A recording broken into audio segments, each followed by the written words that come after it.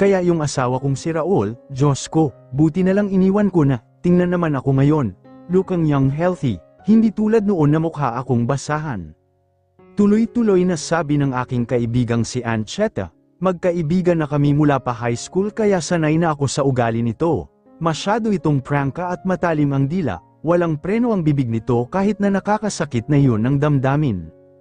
Pinagmasdan ko ng mabuti ang kaibigan ko. Gumanda nga ito ngayon at naging makurba ang katawan. Natatandaan ko pa kung paano ito pumalahaw ng iyak, dahil sa asawa nitong si Raul, sa kasamaang palad kasi ay nambababae ang mister nito. Siya ang laging karamay ni Ancheta, siya ang naging sandala nito noong mga panahong panay pa ito ng pagdududa. Ano ka ba? Past is past, hindi mo naman kailangan pang balikan ang bangungot na yun sa buhay mo. Ancheta, masaya ako para sa'yo. Kumusta ka naman, Mare? Mukhang nangayayat ka ngayon. Nasaan na ang ningning ng isang Hilda Rivera? Napatingin din ako sa paligid ng restaurant, napakalakas pa naman ang boses nito kaya baka marinig pa ng kung sino at magka-interes pa sa buhay ko. Matagal ko nang nilisan ang showbiz mula nang mag-asawa ako, at kung maaari ay kinalimutan ko na ang bahaging iyon ng aking buhay. Maayos naman, may konteng problema lang din katulad ng karamihan. Maging ako ay hindi alam kung ayos ba talaga ako. Natatakot kasi ako sa posibilidad na ganoon nga. Hindi ko alam kung paano sasabihin sa kaibigan ko ang aking problema.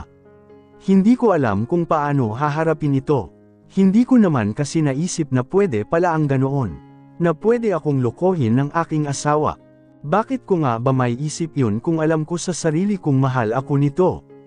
Na lagi nitong sinasabi sa akin ang mga katagang iyon pagkatapos ng aming maiinit na paglalamangan.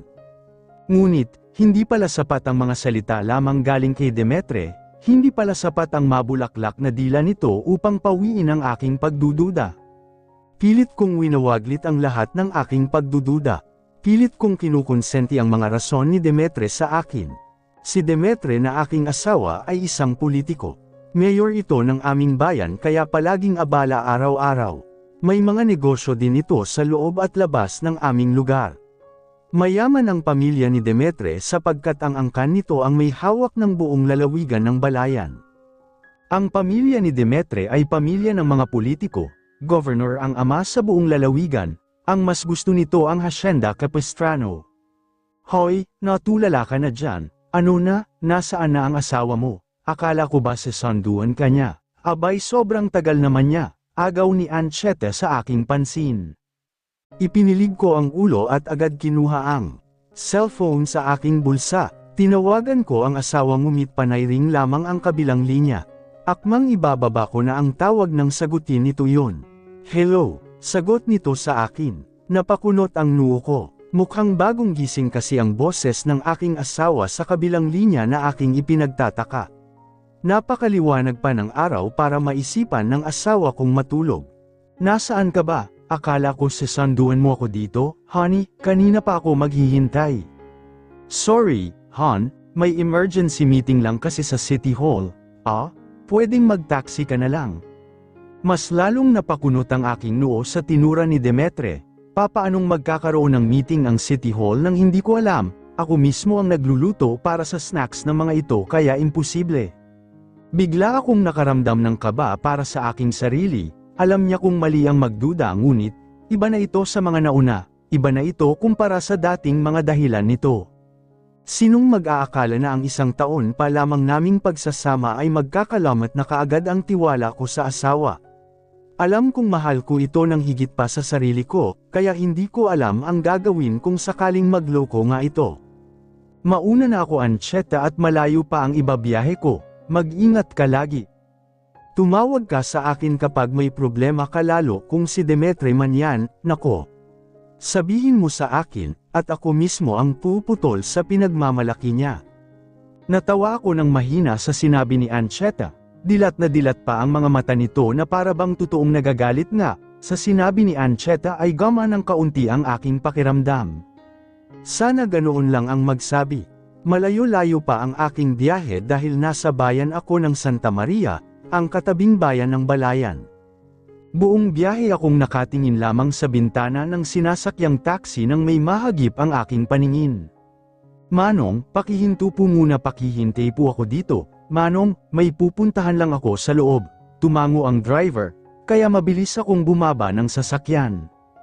Tuloy-tuloy ang lakad ko papasok sa hotel. Sa parking lot pa lamang ng hotel ay nakita ko na ang sasakyan ng aking asawa. Kumakabog ang dibdib ko habang nagtuloy-tuloy sa receptionist. Padabog kong ibinaba ang aking bag sa table nito, kaya naman naaga ko ang pansin ng babae. Ano ang room number ni Mayor Demetre Capistrano? Confidential, ma'am. Sagutin mo ako. Mukhang natakot ito sa aking tinuran, kaya aligaga itong hinanap sa computer ang numero. Nang maibigay na ng receptionist ang aking pakay ay dumiretso kaagad ako doon nang hindi lumilingon. Kumakabog ang dibdib ko sa antisipasyon. Nasasaktan na rin ang aking puso kahit hindi pa ko alam ang aking madadatnan.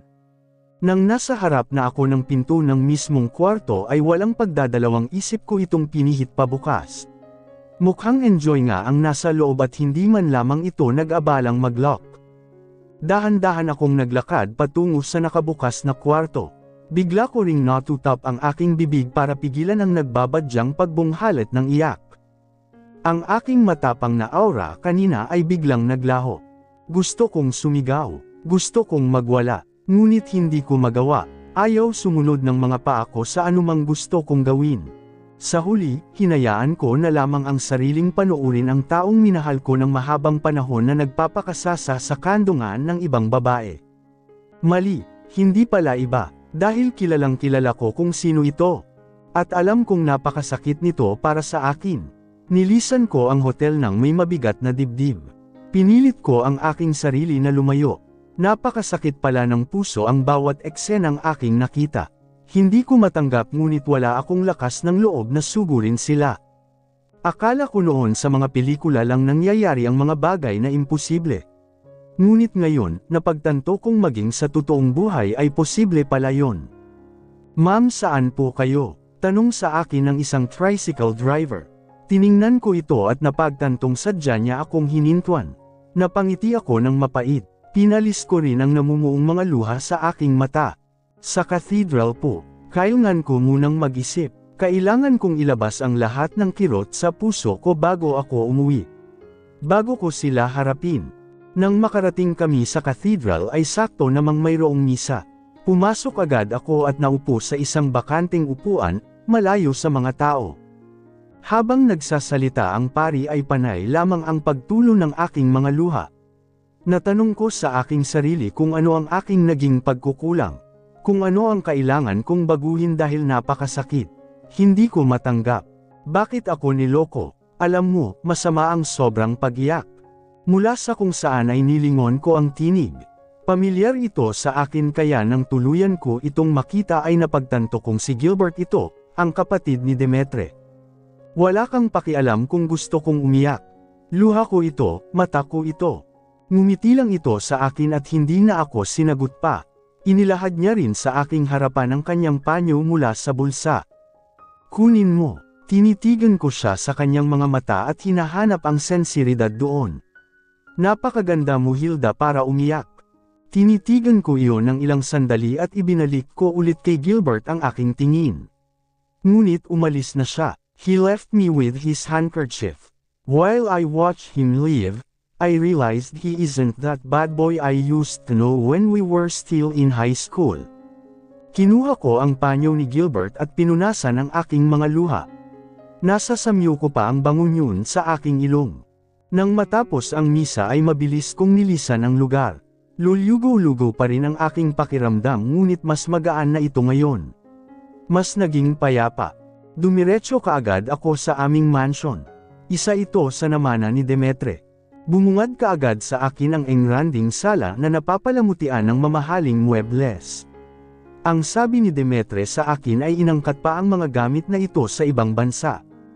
Ma'am, tumawag po si Sir Demetre. Hinahanap po kayo kanina. Ang sabi ko po, hindi pa kayo dumarating. Kaya sabi niya kapag dumating ka na raw ay sabihin kong matatagalan daw siya sa pag-uwi. Mahabang litanya sa akin ni Marcia, ang aming kasambahay. Ito kaagad ang bungad niya sa akin pagkapasok pa lamang ng bahay. Bakit nga ba siya uuwi kung may nagpapaligaya pa sa kanya? Naaalala ko na naman ang tagpo kanina ngunit pinigilan ko ang aking sarili sa paghagulhol. Pinilit kong itago ang sakit sa kaibuturan ng aking puso upang makaya kong tumayo hanggang ngayon. Nakakapagod na. Kung maaari lamang sanang mawala ang sakit sa aking puso sa pamamagitan ng pag-iyak ay baka ginawa ko na. Ngunit alam kong hindi. Mananakit lamang ang aking mga mata ngunit mananatili ang sugat. Sige, akyat na ako sa kwarto. Hindi na ako kakain, Marcia, kaya ikaw na lang ang maghanda para sa sarili mo, okay? Habang tinatanaw ko ang buong paligid ay gusto kong pumalahaw ng iyak. Naupo ako sa aming kama at dinama iyon gamit ang aking kamay. Ang kama, dito ko unang ginawa kasama si Demetre ang aming mga pangarap para sa isa't isa. Dito ko unang naramdaman ang pagiging isang ganap na babae. Ang pagiging isang may bahay at ang pagiging isang Mrs. Capistrano. Mahal kita, Demetre, sabi ko bago niya ako inilapag sa aming kama. Kakatapos lang ng aming kasal at sobrang pagod ang lahat. Hinawakan niya ang aking kamay at pinagsalikop iyon kasama ang kanya. Bahagya ko rin siyang nilingon at nakitang titig na titig din siya sa akin. Namumungay ang kanyang mga mata sa sobrang kasiyahan at ito'y nagpaparamdam sa akin ng pag-ibig na walang hanggan. Mahal na mahal din kita, Hilda. Ikaw ang buhay ko at wala nang iba pa. Dito tayo bubuo ng pamilya, Hilda. Sa bahay na ito, ikaw ang reyna at gagawa tayo ng maraming prinsesa at prinsipe. Napangiti ako sa kanyang sinabi, lalo pa nang halikan niya ang aking mga kamay. Nararamdaman ko sa aking puso ang pagmamahal sa akin ni Demetre. Baka naman maging losyang na ako dahil dyan. Ikaw pa rin ang pinakamagandang babae na nakilala ko. Alam ko kasing hindi ako ipagpapalit ni Demetre. Alam kong totoo niya akong mahal. Lagi niyang pinaparamdam sa akin iyon.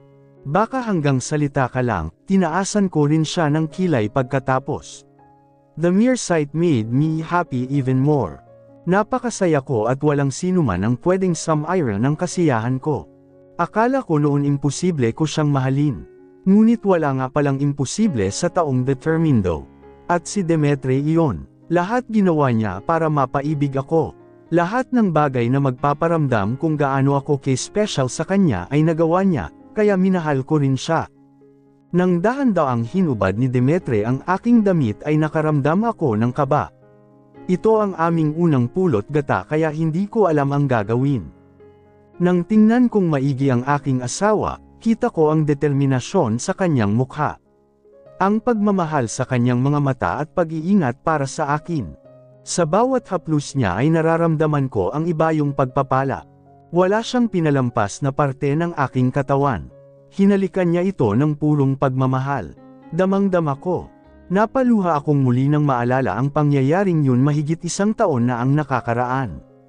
Kinuha ko rin ang aming wedding photo na nasa aming bedside table at pinakatitigan iyon. Isa-isang nagpatikan ang aking mga luha patungo sa litrato. Napakasakit ng mga alaala na akala kong panghabang buhay. Napakasakit malamang ang mga pangako ni Demetre sa akin ay isa-isang napako. Bakit mo nagawa sa akin ito? Patuloy pa rin ako sa paghikbi. Pinipilit kong gamutin ang sugat na nilikha ni Demetre at ang pagtataksil niya sa akin. Yakap-yakap ko ang aming litrato ng makarinig ako ng busina ng sasakyan. Dali-dali kong tinuyo ang aking mga luha at inayos ang aking sarili. Maging ang picture ay ibinalik ko rin. Dahan-danan akong nahiga sa aming kama at nagtalukbong ng kumot. Alam kong si Demetre na yun dahil kabisado ko ang tunog ng kanyang sasakyan. Ilang sandali pa ay pumasok na nga ang aking asawa. Umakto akong normal at tila abala sa binabasa. Dahan-dahan ko siyang nililinggan at bumungad kaagad sa akin ang kanyang nakangiting mukha mula sa aming pintuan. Hi, honey. Mabilis ang kanyang lakad patungo sa aking kinalalagyan. Nang saktong nasa tapat ko na siya ay akmang niya akong hahalikan ngunit umiwas ako. Saan ka galing? Hindi ako kumurap o anuman. Titig na titig ako sa kanya habang siya na may napaiwas ng tingin. Napakamot siya sa ulo pagkatapos ay umalis. Inilagay niya muna ang hinubad na polo sa sofa at hinarap ako. Nagkayayaan kasi kami sa inuman.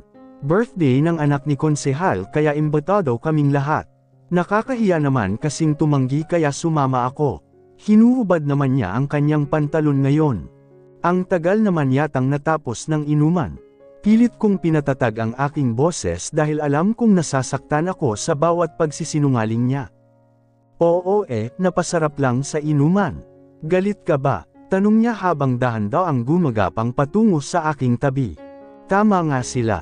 Ang lahat ay nagbabago. Hindi mo na lang malalaman. Halos hindi mo nga maramdaman. You can never tell. Naalala ko pa ang lahat. Ang payapang lugar para sa akin sa aming paaralan ay ang rooftop ng eskwelahan. Dali-dali akong umakyat sa hagdanan at napangiti nang nasa bungad na ako ng pintuan. Agad kong binuksan iyon at bumungad kaagad sa akin ang maaliwalas na kalangitan na may magandang panahon. Sigurado akong magiging maganda ang aking magiging siyesta. Umupo ako sa nakasanayan kong pwesto at bahagyang iniunat ang aking katawan. Humikap ako at itinaas ang aking mga kamay para sa mas komportableng pagtulog. Ngunit pip-aikit na lamang ako nang may marinig akong mahinang pagkanta. Agad-agad kong nilaybot ang aking paningin. Hindi pa ako nakantento at tumayo ako para tingnan kung sino ang kumakanta. Nilaybot ko ang lugar at nakita ko si Philbert Capistrano, ang kapatid ni Demetre. Tahimik ko lang siyang pinapakinggan habang kinakanta ang isang sikat na awitin. Ngayon ko lamang napagtanto na maganda pala ang boses ni Gilbert. Kilala kasi ito sa eskwelahan bilang bad boy kasama na si Demetre. Parehong maangas dahil may kaya sa buhay, bukod pa sa anak sila ng governor. Masama ang makinig ng palihim. Pwede mo akong sabayan sa pagkanta, miss. Nagulat ako sa kanyang sinabi. Hindi naman niya ako nililinggan kaya paano niya nalaman na nandito ako? Hindi no. Ang pangit ng boses mo. Nilisan ko ang rooftop ng may pagmamadali. Hawak-hawak ko pa ang aking dibdib nang marating ko ang koridor ng eskwelahan. Hilda, napataas ang kilay ko nang mabungaran ko si Demetre sa may koridor ng senior high pagkatapos kong makababa. Nag-iisa ito at tila ba may hinihintay. Nang tuluyan akong makalapit sa kanya ay saka ko pa lamang siya sinagot. Bakit? Napakamot siya sa ulo at animoy nahihiya. Bahagya ring namumula ang kanyang pisngi at dahan-dahan itong yumuko. Ano kasi? Ang pinakaayaw ko sa lahat ay ang mga taong mahilig magpaligoy-ligoy. Yung mga kulang sa tiwala sa sarili at hindi alam kung ano ang gusto. I want a straightforward person. At mukhang hindi si Demetre ang taong yun. Alam mo Demetre, kung may sasabihin ka, sabihin mo na. Ano ba yun? Habang pinagmamasdan ko siya ay hindi ko mapigil ang itanong sa sarili kung ano ang nagustuhan ng kapatid ko sa lalaki. Guwapo ito, oo. Ngunit kulang naman ito sa lakas ng loob. Bad boy pero tiklop din pala. Gusto sana kitang yayain sa kantin. Libre ko. Bahagya niya na akong tiningnan ngayon. Mukhang determinado siya at tinitigan ang aking mga mata. Sorry, pero hindi ako sama-sama sa mga hindi ko kakilala. Sinadya kong magtunog inis ang aking boses. Dahil ayaw kong kukulitin na naman niya ako. Si Demetre matagal na niya akong kinikulit. Bago pa man magsabi sa akin ang aking kakambal ay lagi na niya akong inaabangan kung saan. At palagi ko rin siyang tinatanggihan. Tumanggi ako kay Demetre dahil ayaw kong makipaglapit sa kanya. Kilala siyang playboy ng eskwelahan at alam kong maraming nagkakagusto dito. Isa pa, iniisip ko si Helga. Gusto siya ng kakambal ko. I don't want to have a problem with my twin. Kahit ano ay kaya kong magparaya para sa kanya. Ngunit ang lahat ay may hangganan din pala. Dahil ang sabi kong hindi ako magkakagusto kay Demetre ay hindi natupad. Hilda, napili ka ng school para lumahok sa isang theater show. Congratulations! Masayang sabi sa akin ng aking guro sa Filipino. Talaga po, sa lahat ng subject ay sa Filipino ako angat dahil palaging may play. We act the story inside the book and sometimes we write our own story and reenact it. Kaya mas lalong nahasa ang aking talento. Kung minsan din ay sumasali kami ng aking grupo sa Patimpalak. Oo, iniabot nito sa akin ang isang papel at agad ko naman iyong tinanggap.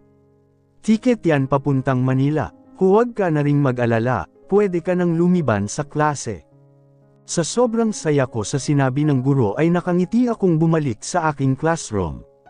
Bawat estudyanteng aking nadadaanan ay napapakunot ang noo. Hindi kasi sila sanay na nakikita akong nakangiti. Ngunit ngayon, wala akong pakialam sa sasabihin nila. Dahil ang saya ko ay nag-uumapo sa aking puso. Hilda, tawag sa akin ng aking kaibigang si Ancheta mula sa mahabang pasilyo ng high school building. Nang tuluyan itong makalapit sa akin ay nagtataka pa ako kung bakit mukha itong tumakbo ng ilang metro. Pawisan ang hitsura nito habang habol ang paghinga. Oh, bakit? Nakakapagtaka naman kasi ang kinikilos nito ngayon. Halika sa gym, dali. Hindi man lang ako binigyan ng pagkakataon ni Ancheta na makaangal. Hinila niya ako sa aking kamay at kinaladkad patungo sa gym. Napakunot ang noo ko. Anong nangyayari? Nasagot lamang ang aking mga tanong nang tuluyan akong makapasok sa loob. Si Demetre ay nasa gitna ng gym. May hawak itong bulaklak habang papalapit sa akin. Ngunit hindi sa kanya naagaw ang aking atensyon, kundi sa kumakanta sa stage na si Gilbert, ang kapatid nito. Hinila ako ni Ancheta papalapit sa binata. Buong gym ay may disenyong puso habang ang nilalakaran ko naman ay pulang tela na napapalibutan ng maraming lobo. Sa taas naman ng gym ay ang nakasulat na mga katagang I love you, Hilda. Nang tuluyan kaming magkalapit sa isa't isa ay agad niyang inilahad sa akin ang dalang bulaklak. Hindi ko man maamin sa aking sarili ngunit kinikilig ako sa ginawa ni Demetre. Para sa'yo, tinanggap ko yun at nginitian siya. Siguro nga seryoso siya sa akin pero... Salamat Demetre, pero sana hindi ka na nag-abala, hindi mo naman kailangang ito para pansinin kita. Gusto kita, Hilda, sana naman pagbigyan mo ako. Tinitigan ko si Demetre sa kanyang mga mata, nakatitig din ito sa akin na may determinasyon. Sige. Napasigaw si Demetre sa tuwa. Maging ang mga estudyante sa loob ay mukhang natuwa rin sa naging reaksyon nito. Aalis na sana ako sa lugar nang biglan na lamang akong yakapin ni Demetre. Nagulat ako sa kanyang ginawa kaya nanlaki agad ang aking mga mata. Natuon din ang aking paningin sa stage at bumungad kaagad sa akin ang mariing tingin ni Gilbert. Napakurap-kurap ako sa nakita ngunit ipinagkibit balikat ko lamang yon. Hanggang mag-sink in sa akin ang lahat. Naitulak ko agad si Demetre. Nagulat siya sa aking ginawa ngunit hindi ko na siya pinansin pa. Nang libutin ko ang buong lugar ay nakita ko kaagad ang aking kakambal. Namumula ang mga mata nito na nakatingin sa akin. Gusto kong pagsisihan ang naging pasya ko tungkol kay Demetre, ngunit kitang-kita ng aking mga mata ang panibugho sa akin ng sariling kapatid. Tumakbo siya palabas ng gym habang ako naman ay mabilis din siyang sinundan, hapon na kaya malaya kaming gawin ang lahat ng nais namin sa school ground nang walang pumapansin. Helga sandali, napahawak ako sa aking tuhod at habol ang aking paghinga, ngunit saglit lang ay mabilis ko siyang nilapitan. Agad akong nakonsensya nang makita kong pulang-pula ang mukha niya. Naluluhan na ito at mas nasaktan ako. Sorry, tumango ang aking kakambal sa akin at hindi na nagsalita pa. Tiningnan ko siya sa mukha ngunit umiwas lang ito ng tingin sa akin. Alam ko na agad na galit siya. Ang gulo-gulo lahat ng mga nangyayari, nang dahil kay Demetre nag-ulo ang lahat sa akin, maging ang relasyon sa aking kakambal. Mauna na ako sa'yo, Hilda, baka may gagawin ka pang importante. Hindi pa rin siya makatingin sa akin kaya hinayaan ko na. Tumango ako at napabuntong hininga na lamang habang pinapanood ang aking kakambal na umaalis. Nasasaktan ako para sa kanya ngunit mas masasaktan ako para sa sarili ko. Kasi alam ko ngayon pa lang may espesyal ng damdamin akong nararamdaman para kay Demetre. Bakit mo naman ako iniwan doon? Agaw sa kanyang pansin ni Ancheta. Pasensya na, sinundan ko lang kasi si Helga. Pero hindi ko na naabutan. Nagmamadali yata. Nang tingnan niya ang likuran nito ay nakita niya sina Demetre kaya mabilis niyang hinatak ang kaibigan palabas sa school campus. Hoy, ang sakit bakit ka ba nagmamadali, basta. Nang makarating kami sa tahimik na koridor ay saka palang kumalma ang naghuhuramentado kong puso, natatakot ako na kinakabahan, naguguluhan ako. In fairness nag-effort ang manliligaw mo. Kakatigil niya lang sa paglalakad ngunit iyon na agad ang bungad niya sa akin. Ikaw lang pala ang makakapagpetino sa bad boy. Haba ng hair. Tinitukso na naman ako nito kay Demetre. Si Ancheta ang siyang tulay ni Demetre para ligawan ako. Matagal na rin niyang ginagawa ang mga bagay na nakakakilig para sa mga babae. Kaya hindi ko maiwasang maging masaya kapag pinaparamdam niya sa aking espesyal ako. Sa loob ng 2 taon namuhay akong malungkot dahil sa pag-ayaw ni nanay sa akin. Tanging si Helga lang ang sandigan ko, at nang dumating si Demetre at ligawan ako, nakaramdam ako ng kakaibang saya. Ngunit kaakibat naman noon ay isang hindi maikakailang pag-aalala. Nang makarating ako sa bahay ay agad kong pinuntahan si Helga. Hindi ko na pinansin ang pagbubunganga ni nanay sa akin, sanay na naman ako, at masasanay pa sa mga susunod na araw. Nakita ko kaagad ang kapatid ko na nakahiga sa kanyang kama. Nakatalukbong ito ng kumot at mukhang wala nang balak bumangon pa, agad ko itong nilapitan. Helga, sabi ko agad at niyugyug ang kanyang balikat. Kumilos ito ngunit hindi man lamang nagsasalita, hindi ko siya sasagutin. Sagutin mo, hindi ako magiging hadlang sa iyo Hilda. Kapatid kita kaya mahal kita. Pero, gusto mo siya diba? Gusto ko nga hindi naman ako gusto. Ayaw kong maging martir, Hilda. Mawawala din ito. Tumango ako sa sinabi ni Helga. Kahit hindi ako sigurado ay sinagot ko si Demetre. Nagtiwala ako sa mga salita ng aking kapatid dahil alam kong